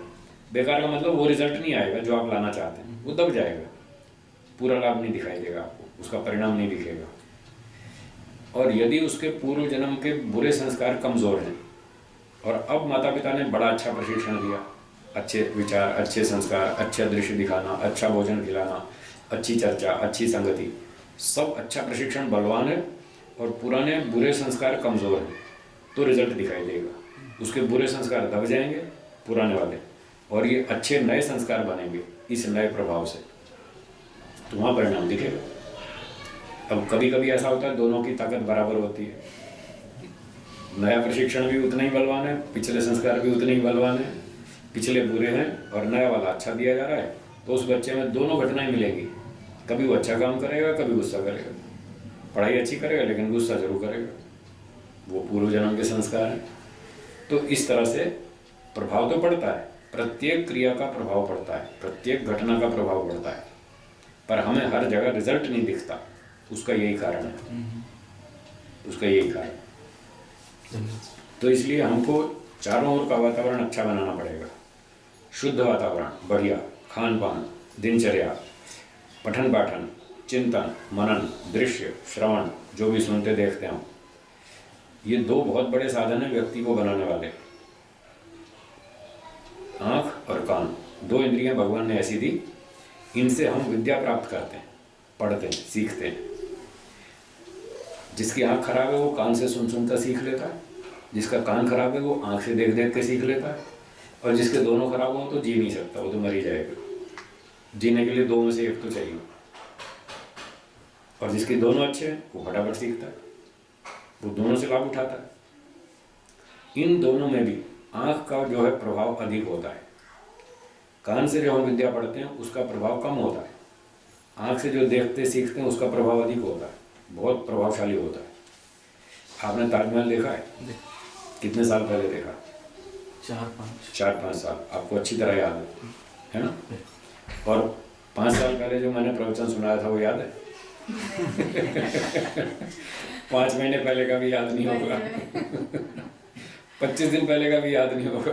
फर्क है ना दोनों में। तो आँख से देखी चीज़ 5 साल तक याद रहती और कान से सुनी हुई 25 दिन में साफ। तो ये पता चलता है आँख से देखी चीज़ का प्रभाव अधिक होता है, वर्षों तक बना रहता है, और कान से सुनी हुई चीज़ भूल जाता है, उसका प्रभाव कमज़ोर होता है। इसलिए आँख से बहुत ध्यान से देखना चाहिए, बच्चे को अच्छी चीज़ दिखाओ, कभी खराब चीज़ देखेगा तो उल्टा प्रभाव पड़ जाएगा। इसलिए उसके सामने अच्छे अच्छे दृश्य लाओ, अच्छी अच्छी पुस्तक, अच्छे अच्छे दृश्य, अच्छी अच्छी बातें, अच्छी अच्छी चर्चा, अच्छा अच्छा कार्यक्रम, हवन, संध्या, सत्संग, स्वाध्याय, चिंतन, मनन, इस तरह से हमको प्रशिक्षण देना पड़ेगा बच्चों को, तब जाके सुधार होगा। और आज सारा उल्टा चल रहा है। आप टेलीविज़न घर घर में, और टेलीविज़न में क्या आता है वो आप जानते ही। कोई चैनल चलाओ, कोई न्यूज़ चैनल चलाओ, सब पे कचरा है, सब उल्टा सीधा नंगा फैशन ये और वो। चाहे न्यूज़ आती है उसमें भी वो डाल देते हैं, कहीं नहीं छोड़ते। डिस्कवरी चैनल आता है उसमें भी डाल देते हैं, क्योंकि उनको चैनल चलाना है अपना, और वो कचरा डाल के ना चलता नहीं। आज का मानसिक स्तर ऐसा बन गया लोगों का, तो इसलिए देश बिगड़ रहा है कि हम उनको अच्छा दिखा नहीं पा रहे, अच्छा सुना नहीं पा रहे। Television, computer, internet, mobile phone, ये सारे बिगाड़ के साधन हैं। वैसे साधन अच्छे हैं, पर इस समय बिगाड़ कर रहे हैं। इनका उपयोग ठीक नहीं हो रहा। अगर इनका ठीक उपयोग करें तो बहुत बढ़िया काम करेंगे। जैसे मैं फेसबुक पर लिखता हूँ सुविचार, तो उससे बहुत लोगों को लाभ होता है। भारत से अमेरिका तक लोग पढ़ते हैं उसको, अच्छी तरह पढ़ते हैं, कितने कितने उसको पसंद करते हैं, लाइक करते हैं। एक संदेश लिखता हूँ, उसमें 70-80 लोग लाइक बटन को दबाते हैं, तो मुझे पता चलता है हाँ लोग पढ़ते हैं इसको और समझते हैं, फिर अपना फीडबैक भी लिखते हैं। ऐसे यदि उपयोग किया जाए तो ये सारे साधन अच्छे हैं, बहुत उपयोगी हैं, ऐसा होना चाहिए। पर ऐसे देश में बहुत थोड़े लोग जो इस तरह से सदुपयोग कर रहे हैं, बाकी तो सब दुरुपयोग वाले ही। इसलिए देश बिगड़ता है, इसलिए दुनिया बिगड़ती है कि हम चीज़ों का सदुपयोग नहीं करते। ठीक है, तो ये हुई कर्म फल की बात। तो कर्म का फल कर्ता को ही मिलेगा, दूसरे को नहीं मिलेगा। अगर कर्म कोई और कर रहा है और दुख सुख किसी और को मिल रहा है, तो समझ लीजिए वो कर्म फल नहीं है, वो कर्म का परिणाम हो सकता है। जैसे ट्रक ड्राइवर ने स्कूटर वाले को ठोक दिया और वो मर गया, तो कर्म तो किया ड्राइवर ने, ट्रक वाले ने, और नुकसान हुआ स्कूटर वाले को, तो ये कर्म फल नहीं हुआ। फल तो उसी को मिलेगा। बोलिए, कोई शंका हो? तो परिणाम किसको मिलना चाहिए? परिणाम कर्ता पर भी हो सकता है, दूसरे पर भी हो सकता है, जड़ पर भी हो सकता है, चेतन पर भी हो सकता है, किसी पर भी हो सकता है। परिणाम वो तो एक्शन का रिएक्शन है, जहाँ एक्शन करेंगे वहीं रिएक्शन आएगा। पत्थर उठाओ, टीवी पर मारो, टीवी टूट जाएगा, वो जड़ वस्तु है, उस पर परिणाम होगा, क्योंकि क्रिया आपने जड़ वस्तु पे की। और वही पत्थर किसी के सर में मारो, उसका सर फूट जाएगा, वो चेतन प्राणी है, उसको जहाँ क्रिया होगी वहीं परिणाम आएगा। और वही पत्थर अपने सर में मारो तो अपना सर फूट जाएगा। तो जिस पे क्रिया होगी उसी पे परिणाम होगा। जी बोलिए। तो परिणाम जो मिला वो जैसे आप बता रहे हो, जड़ पे भी होता है, चेतन पे भी होता है। चेतन पे होता है तो उस पे बहुत बड़ा नुकसान भी हो सकता है। जी हो सकता है। तो वो क्यों उसको मिल रहा है? इसलिए मिल रहा है कि उसने एक गलती की है। वो गलती ये की कि उसने संसार में जन्म लिया, ये गलती की, इसलिए उसको भोगना पड़ रहा। आप संसार में जन्म लेना बंद कर दीजिए, आपको कोई पत्थर नहीं मारेगा, कोई सर नहीं फोड़ेगा आपको किसी का परिणाम भोगना नहीं पड़ेगा तो जन्म लेना ही सबसे बड़ी गलती है, इसलिए उसको भोगना पड़ा। वो गलती आपने भी की और मैंने भी की, इसलिए आपको भी भोगना पड़ता है, मुझे भी भोगना पड़ता है। पर मेरी समझ में आ रहा है, अच्छी तरह समझ में आ रहा है कि यहाँ जन्म लेना बहुत गलती है, इसलिए मैं भाग रहा हूँ फटाफट मोक्ष में मुझे अगला जन्म नहीं चाहिए मुझे तो समझ में आ गया, यहाँ तो बहुत झंझट है, कोई भी पत्थर मारेगा, कोई भी गाड़ी वाला ठोक देगा, कहीं से भी चारों तरफ से मौत आ सकती है, चारों तरफ से हमला हो सकता है, तो हमारी समस्या बढ़ जाएगी। इसलिए हम इन जो सारी समस्याओं से छूटना चाहते हैं, उसके लिए केवल एक ही स्थान सुरक्षित है, उसका नाम है मोक्ष। बस मोक्ष में जाओ, वहाँ कोई किसी का अटैक नहीं हो सकता, कोई आक्रमण नहीं हो सकता। ठीक है, बोलिए। चोर ने चोरी की या ट्रक ड्राइवर ने उड़ाया तो उसको दंड कौन देगा? या तो सरकार देगी या ईश्वर देगा। सरकार तो नहीं दे रही है, नहीं देगी तो कैसे देगा? ईश्वर उसको कुत्ता बनाएगा, सांप बनाएगा, गधा बनाएगा, बकरी बनाएगा, वेल मछली बनाएगा, वो उसके हिसाब से देगा। जाति आयु होगा, वही सूत्र हम पढ़ रहे हैं कि पाप करोगे तो दंड मिलेगा, गधे की जाति मिलेगी, कुत्ते का जन्म मिलेगा, वेल मछली का जन्म मिलेगा। जैसा कर्म वैसा फल, फल निश्चित है, फल की गारंटी है। लोग कहते हैं कर्मण्येवाधिकारस्ते मां फलेषु कदाचन, वो गीता का श्लोक पढ़ देते हैं कि कर्म में तुम्हारा अधिकार है, फल में कोई अधिकार नहीं। झूठ है, गलत बात। फल में तो पूरा अधिकार है, 100% गारंटी है, फल तो मिलेगा। फल में अधिकार नहीं तो कर्म क्यों करेंगे? आपको कोई कहे 1 महीना नौकरी करो, वेतन की चिंता मत करना, वेतन मत मांगना, आप काम करेंगे? बिल्कुल नहीं। वेतन में कोई अधिकार नहीं है, बस कर्म करो। कोई पागल है कि क्यों करेगा वो तो जॉब करने से पहले पूछेगा वेतन क्या दोगे, पहले तो फल की बात करो। मुझे समझ में आएगा तो काम करूंगा, नहीं तो क्यों करूंगा? तो फल तो पहले चाहिए आदमी को। फल की चिंता कैसे नहीं करेगा? केवल ईश्वर है जो फल की चिंता नहीं करता, क्योंकि उसको चाहिए नहीं। वो पहले से मजे में, खूब आनंद में, उसको कोई आवश्यकता ही नहीं, इसलिए वो फल की परवाह नहीं करता, ना मांगता ना चाहिए उसको। हमें तो चाहिए, हमारे पास तो आनंद नहीं है, हमको तो आनंद चाहिए, इसलिए हम पहले फल की बात सोचते हैं। हम ये काम करेंगे, फल क्या मिलेगा? अगर फल अट्रैक्टिव है, आकर्षक है, हमें समझ में आ रहा है कि हाँ इसमें लाभ है, तो हम काम करेंगे। अगर समझ में नहीं आ रहा तो नहीं करेंगे। अब 2-4 दिन किया और समझ में आया कि यहाँ तो घाटा है, बंद कर देंगे, छोड़ देंगे नौकरी। एक दुकान चलाएंगे, उसमें घाटा हुआ, दुकान बंद कर देंगे, दूसरी करेंगे, तीसरी करेंगे। फायदा होना चाहिए, तभी तो कोई काम करेगा, नहीं तो क्यों करेगा? तो फल तो चाहिए चाहिए, फल की गारंटी है, फल जरूर मिलेगा। हाँ जी बोलिए। अगर अधिकारी जिसको अधिकार है दंड देने का, वो दंड नहीं देता है जी, तो उसे कैसे कहेंगे हम? तब वो अन्यायकारी है, तब उसको दंड मिलेगा। उसने अपनी ड्यूटी पूरी नहीं की, उसने अपनी ड्यूटी ठीक से पूरी नहीं की, अब ये उसका अपराध है। क्यों नहीं की? तुम्हें बिठाया किस लिए था यहाँ? नहीं करना था तो छोड़ो, रिजाइन करो, कोई दूसरे को बिठाएंगे। काम नहीं बिगड़ना चाहिए। एक कारीगर को मशीन पर बिठाया कि तुम मशीन चलाओ, और वो चलाता नहीं, तो प्रोडक्शन तो रुक जाएगा, तो सेठ तो उसको दंड देगा, तुमने काम क्यों नहीं किया, हमारा नुकसान किया। तो उसको हटा के दूसरे कारीगर को बिठाएगा, हमारा प्रोडक्शन करो। तो जिस न्यायाधीश को न्याय करने के लिए बिठाया, अगर वो ठीक न्याय नहीं करता है तो वो न्यायाधीश अपराधी है। अब ईश्वर उसको दंड देगा। अगर सरकार उसको दंड देती है तो ठीक है, कोर्ट सिस्टम उसको दंड देती है तो ठीक है। अगर वो नहीं देता दंड तो अंत में तो ईश्वर बैठा ही, वो किसी को भी नहीं छोड़ेगा। वहाँ कोई भाई भतीजावाद नहीं है, कोई रिश्वत नहीं है, कोई सिफारिश नहीं है, कोई कंसेशन नहीं है। अंतिम न्यायाधीश तो वो है, अंतिम राजा, वो सबका न्याय करेगा ही करेगा। उसी ने ये सारे लाखों जीव जंतु बना रखे, ये इस बात का प्रमाण है। वरना स्वयं किसी को शौक है कुत्ता गधा बनने का? स्वयं तो कुत्ता गधा बनेगा नहीं, और फिर भी बने हुए लोग, फिर भी कुत्ते गधे बना रखे हैं। इसका मतलब स्वयं कोई जाना नहीं चाहता तो जबरदस्ती डाला किसी ने। चोरी करके कोई स्वयं थोड़ी जेल में जाता, वो तो जबरदस्ती पुलिस पकड़ती है, उस पर प्रमाणित करती है, तुमने चोरी की है, ये तुम्हारा प्रमाण है, तुम्हारे घर से माल बरामद हुआ, तुमने ये चोरी की, ऐसे ऐसे की, सारा प्रमाणित करते हैं। फिर उससे पूछते हैं, बोलो तुम स्वीकार करते हो क्या? नहीं करते, तुमने चोरी की है। फिर जब चारों ओर से फंस जाता है वो, ये कहता है हाँ साहब गलती हो गई, अच्छा गलती हुई, चलो अंदर। गलती हुई तो चलो जेल में। तो खुद तो कोई जाना नहीं चाहता, जबरदस्ती उसको डाला जाता जेल में।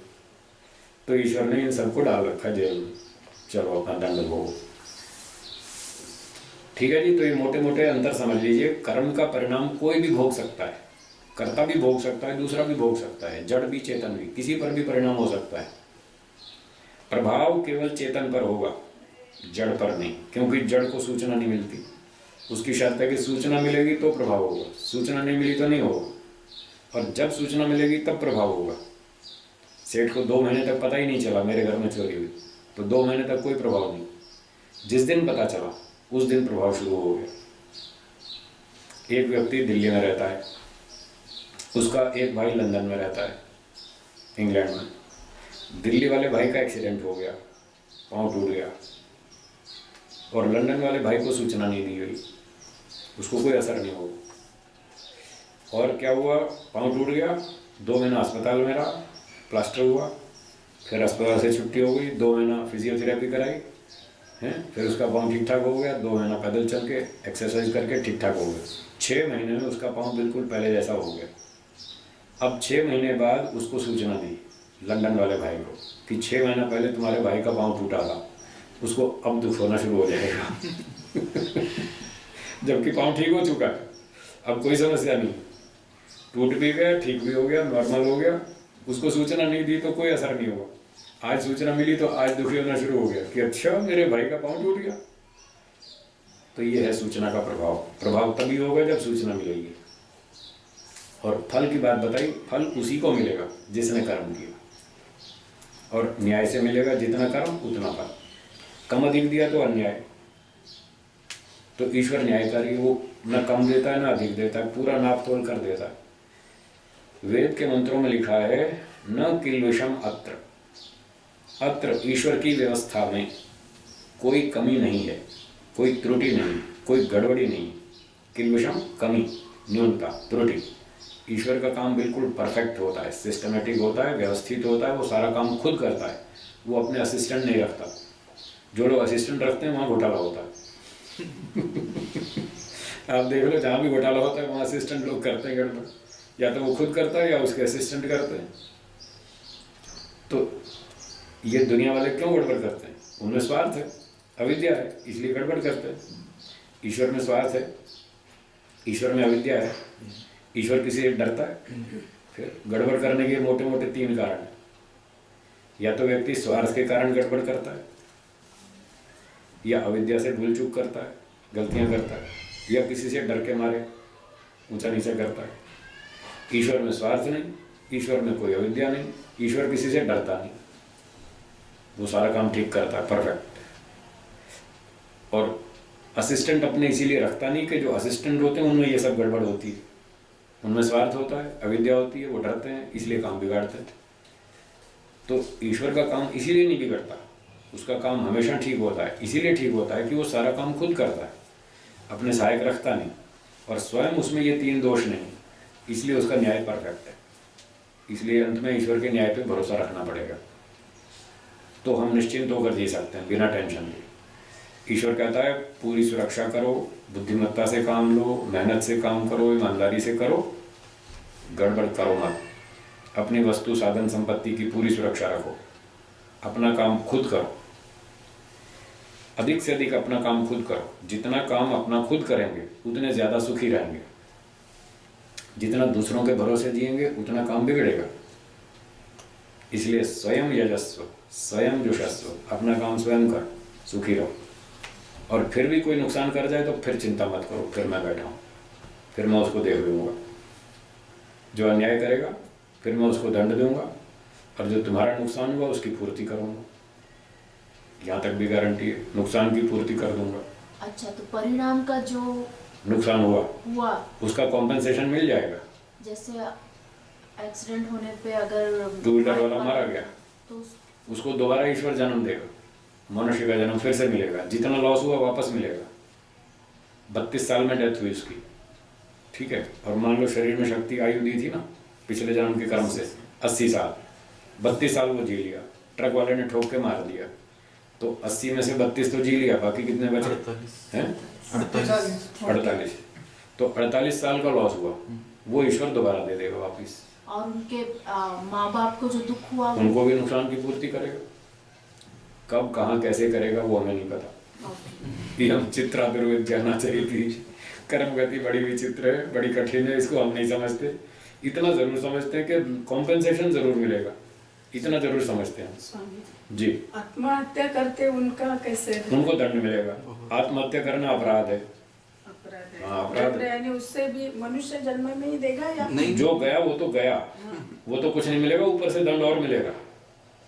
ना मनुष्य जन्म देगा या कुत्ता बिल्ली बना के? कुत्ता बिल्ली देगा दंड, मनुष्य जन्म क्यों देगा? मान लो 32 में किसी ने सुसाइड किया और 80 साल जी सकता था, सुसाइड किया तो ये अपराध है। तो 48 साल जो उसने खो दिया, ये तो स्वयं खोया ना, इसका कोई कॉम्पेंसेशन नहीं है। कॉम्पेंसेशन जो होता है कंडीशन अप्लाइड, बीमा का कंपनी जो होती है ना इंश्योरेंस वाली, वो कंडीशन अप्लाइड करती है, तब जाके कॉम्पेंसेशन मिलता है। आपने गोदाम का बीमा करा और खुद उसमें आग लगा दी, इसका थोड़ी बीमा रकम मिलेगी। उल्टा उस पर केस चलेगा कि हमको धोखा देते हो, 2 लाख का कचरा भर के तुमने 20 लाख का क्लेम किया, इसमें तो कचरा था, माल तो था ही नहीं, और हमको धोखा देते हो, 20 लाख रुपए हमसे वसूल कराना चाहते हो, उसका तो दंड मिलेगा। तो suicide is a crime, suicide करना अपराध है, इसका तो दंड मिलेगा भारत सरकार से भी और ईश्वर से भी।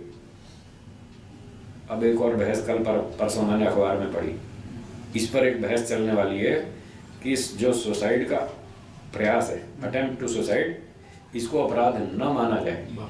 इस पर बहस चल रही है, चलने वाली है, इस पर कानून आने वाला है। अगर ये आ गया तो फिर देखना लोग धड़ाधड़ मरेंगे, खूब मरेंगे, और आप उनको रोक भी नहीं सकते। कानून छूट दे रहा मरने की, तुम कौन होते रोकने वाले? कोई तालाब में कूद के मरेगा, कोई नदी में कूद के मरेगा, देखना फिर देश की क्या हालत बनेगी। तो ये कानून गलत है। अगर ये छूट दे दी गई कि हर आदमी को मरने का स्वयं अधिकार है, तो इससे जीवन और कठिन बनेगा। किसी पर हम भरोसा नहीं कर सकते, किसी पे विश्वास नहीं कर सकते। हमारे पैसे खा के मर गया तो हमारे पैसे भी गए, वो तो मरा सो मरा, हमारे पैसे भी गए। तो कैसे किस पर विश्वास करें, कैसे किसको उधार दें, तो बहुत समस्या पैदा होगी। इसलिए ईश्वर ने कह रखा है सुसाइड नहीं करना, सुसाइड करोगे तो दंड दूंगा। अब तक तो भारत में भी कानून है, सुसाइड करोगे तो दंड मिलेगा। कोई धारा 310 या कुछ 9 या ऐसे कुछ है, 309 310 कुछ ऐसी है, अटेम्प्ट टू सुसाइड। तो वो ठीक नहीं, उसमें नुकसान होगा, उसमें कुछ नहीं मिलने वाला। ये प्रमाण भी है ना यजुर्वेद का दूसरा मंत्र 40वें अध्याय, अंधन्तमः प्रविशन्ति। हाँ, तीसरा मंत्र है, तीसरा मंत्र। अंधन्तमः प्रविशन्ति ये विद्याम उपासते ततो भूय युते तमो यहु। नहीं ये नहीं, जो नहीं, असुर्या नाम ते लोका, ये है असुर्या नाम ते लोका अंधेन तमसावृता तांस्ते प्रेत्यापि गच्छन्ति ये के चात्महनो जना। वहाँ तो चात्महनो जना का अर्थ केवल सुसाइड नहीं है, आत्मा का हनन। वहाँ तो बहुत लंबा अर्थ है। ईश्वर आज्ञा का जो उल्लंघन करते हैं वो सारा है आत्महनो जना। वहाँ आत्मा का अर्थ है ईश्वर, ईश्वर की आज्ञा के विरुद्ध काम करते हैं, ईश्वर के सुझाव से विरुद्ध काम करते हैं, वो उन सबको दंड मिलेगा। क्योंकि दूसरे मंत्र में सुझाव दिए हैं कि 100 साल तक जो जी। कर्म करते हुए जो जी। अच्छे कर्म करते हुए जो। जी, और अब यहाँ उल्टे काम कर रहे हैं तो ये आत्महत्या जैसा ही है। ठीक है जी। तो कर्म का फल समझ में आया, परिणाम समझ में आया, प्रभाव समझ में आया। ये तीनों अलग अलग हैं, तीनों को अलग अलग रखें तो आप भ्रांति में नहीं पड़ेंगे और ठीक समझ में आएगा, और गलतियों से बचेंगे, दुर्घटनाओं से बचेंगे, भ्रांति नहीं फैलाएंगे। तो वो बात जो थी ना कि ट्रक वाले ने मार दिया स्कूटर वाले को, तो भले उसको नुकसान की पूर्ति तो मिल जाएगी, पर एक बार तो मार खानी पड़ी ना। तो पहले आप पूछ रही थी ना कि मार क्यों खानी पड़ी, जब उसकी कोई गलती नहीं है, तो बस उसकी एक ही गलती है, उसने जन्म लिया, उससे बचना पड़ेगा। तो फिर कोई अटैक नहीं होगा। अंतिम इलाज तो वही है कि आक्रमण हो ही नहीं, दुख आए ही नहीं। अगर ये चाहते हैं दुख आए ही नहीं, तो फिर मोक्ष में ही जाना पड़ेगा और कोई उपाय नहीं। उसी के लिए सारा हम योग दर्शन पढ़ रहे हैं। इस योग विद्या को इसीलिए समझना चाहते हैं कि हमको ये संसार की व्यवस्था समझ में आ जाए, क्या कर्म क्या फल कैसे करेंगे, क्या होगा, अच्छे कर्म करेंगे, निष्काम कर्म करेंगे, मोक्ष मिलेगा, समाधि लगाएंगे, परोपकार करेंगे, विद्या पढ़ेंगे, मोक्ष हो जाएगा। ये रास्ता है। अष्टांग योग का अभ्यास करेंगे, यम नियम का पालन करेंगे तो मोक्ष हो जाएगा। इसीलिए हम ये सारा पढ़ रहे हैं। स्वामी जी दूसरा है थोड़ा, बोलिए। एक ने ऐसे थोड़ा चर्चा में यदा यदा ही धर्मस्य ग्लानिर्भवति भारत अभ्युत्थानम् अधर्मस्य, जी। तो जब जब धर्म की ग्लानि होती है तब तब मैं जन्म लेता हूँ। जी।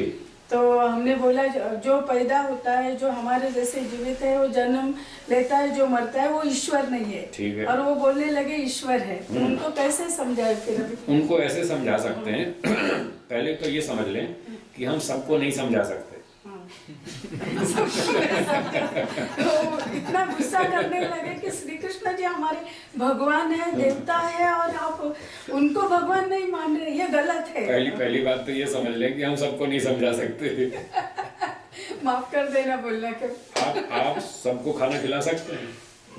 जिसकी इच्छा ही नहीं है आप उसको खिला सकते हैं? नहीं। तो फिर जिसकी इच्छा है खाने की उसी को खिला सकते हैं। जिसकी इच्छा ही नहीं वो थूक देगा, आप मुंह में डालो जबरदस्ती तो भी थूक देगा, तो उसको आप नहीं खिला सकते।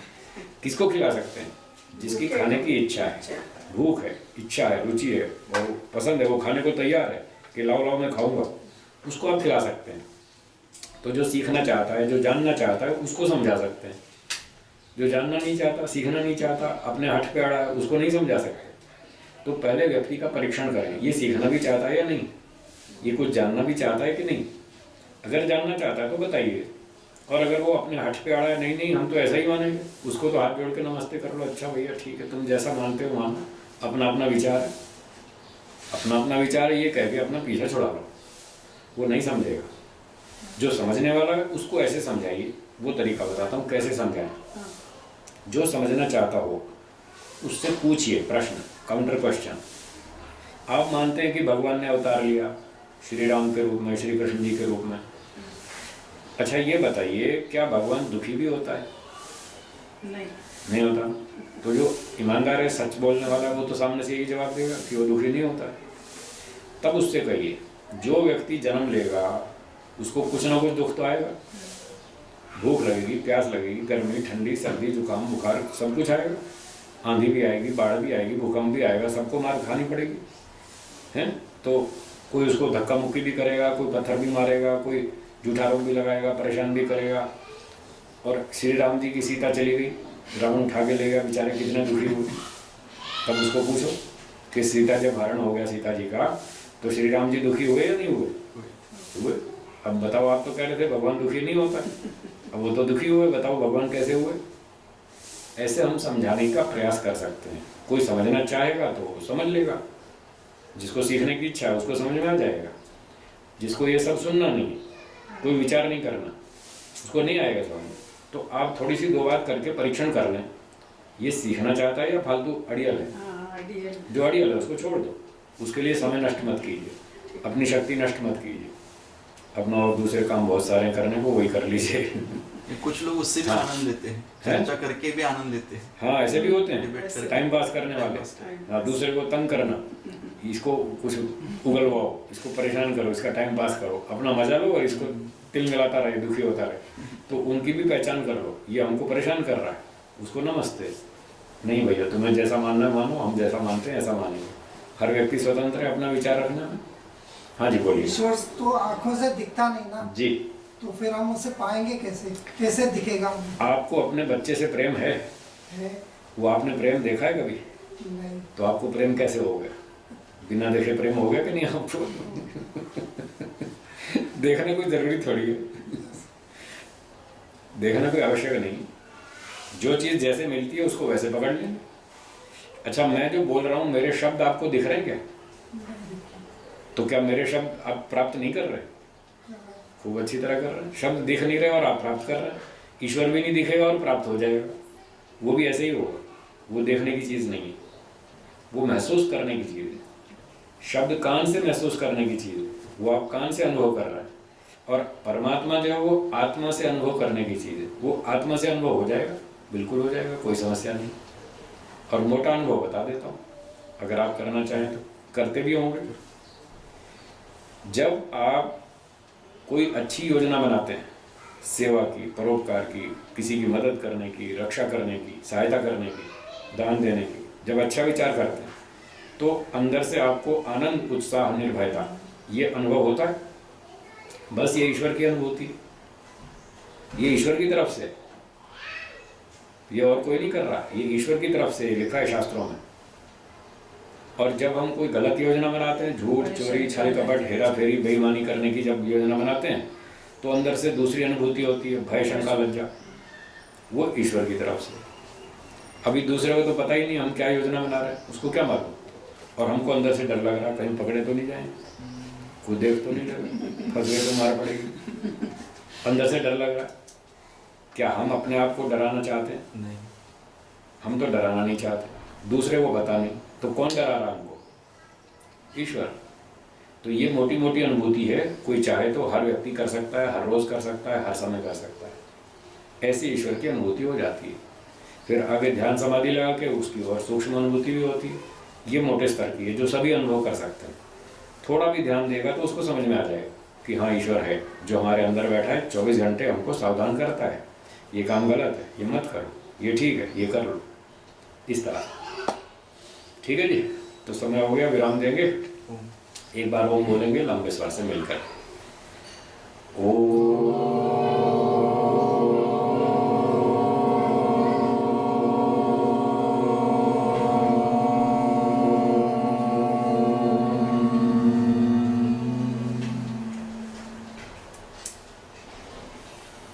सबको नमस्ते।